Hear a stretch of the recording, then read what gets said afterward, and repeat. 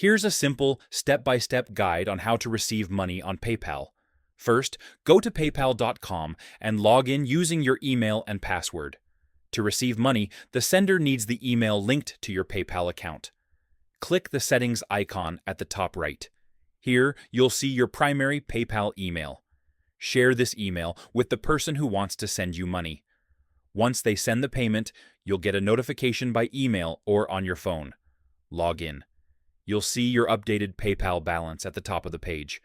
If someone can't find where to send money, you can request it yourself. Click Send and Request at the top. Enter the person's email address or phone number and click. Then choose Request. They'll receive a notification from PayPal asking them to pay you. If you want to move the money to your bank account, click Transfer Money, choose your linked bank, enter the amount, and confirm. And that's it. That's how you receive money or request money on PayPal.